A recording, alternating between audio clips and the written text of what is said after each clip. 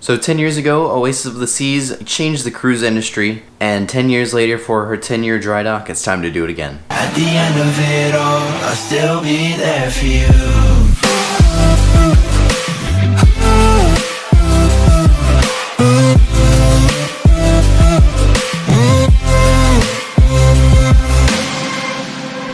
If you're new to this channel, my name is Brandon, and I bring you weekly cruise news updates and discussion videos along with a cruise vlog from the Carnival Horizon every Monday and Friday. So if that piques your interest, make sure you click that subscribe button down below and click the bell to be notified when I upload. Oasis of the Seas debuted in 2009 as the world's largest cruise ship. Not only that, but she was the very first ship to ever exceed 200,000 tons, and she beat that mark by a lot at 225,000.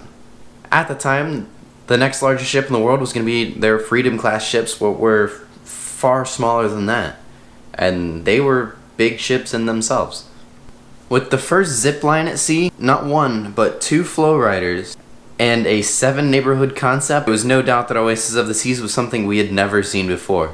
Now, as I said, Oasis of the Seas, surprisingly, it doesn't seem like it's been that long, but she's coming up on her 10-year dry dock, and with that being said, Royal Caribbean is prepared to invest $164 million into this cruise ship, making it their largest amplification ever, obviously because it's the Oasis. But it's going to put the Oasis of the Seas, it's going to quote-unquote modernize her to put her next to her sisters Harmony and Symphony, which is going to be really, really great. I like that they're doing this because they're honestly, right now, it seems like there is a pretty big gap. And you can obviously tell there's a big gap in between Oasis and Allure and Harmony and Symphony, just from all the features that it has, such as the water slides, the Abyss, the Bionic Bar. There's a lot more technology that has gone into the newer Oasis class, and I'm really glad that Royal Caribbean is going to bring them up to that level. So here's a list of things we know we are going to soon see on Oasis of the Seas after this amplification. First, and probably the most exciting, is we are going to see the Ultimate Abyss. The Ultimate Abyss, if you don't already know, is found on Harmony and Symphony, is a 10-story slide that takes you from Deck 16, where the flow riders are found, drops you all the way down to the boardwalk on Deck 6.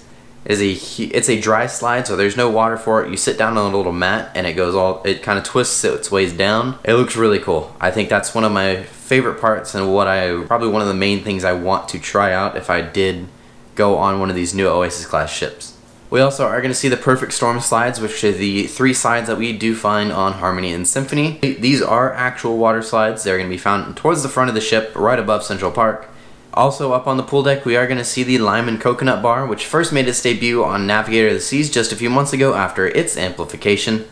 Lime and Coconut offers live music. It also has loungers, little swing sets. We have hammocks and day beds, all sorts of stuff just to kind of relax in this area. It's a big area and it's a very nice area. I'd like to try Navigator just to see it, or even Oasis. We are going to see all new whirlpools, or at least they're going to be enhanced a little bit. And we are going to see a refreshed Solarium. So the Solarium, if you don't know, if you aren't familiar with Royal Caribbean, Solarium is the big area on the top of the ship, all the way up in the front. It's really a big relaxation area. On the Oasis of the Seas, it kind of cuts off towards the front, and you can walk up above the bridge, and it's an outdoor area. But if you look on Harmony and Symphony, that Solarium actually extends out towards the front of the ship to the edge above the bridge. But maybe by saying it's going to be a refreshed Solarium, we may see that extension forward on the Solarium. So that'd be kind of cool, a little bit bigger area. Jumping into some of the food options we're going to see on Oasis soon. Portside Barbecue is not found on any other ship. It's going to make its big debut on Oasis of the Seas.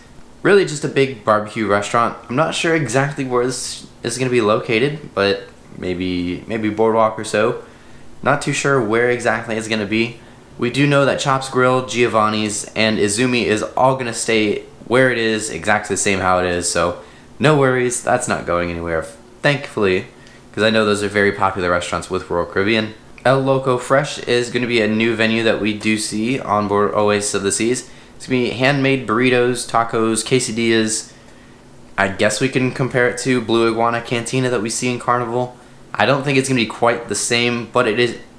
Again, it's made to order quesadillas and tacos and burritos. So that's really the main idea behind it. It does sound very good. I definitely would like to try it.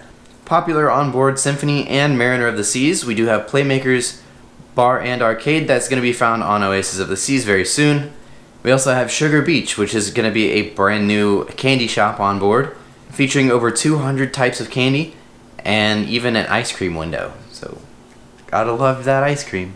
And it looks like we're going to see Playmakers, Sugar Beach, and El Loco Fresh. Looks like they're all going to be located on the boardwalk, which is always nice. I love the boardwalk area on Oasis. Spotlight Karaoke is going to be an all-new venue that we do see. It's going to be pretty much just like a karaoke lounge.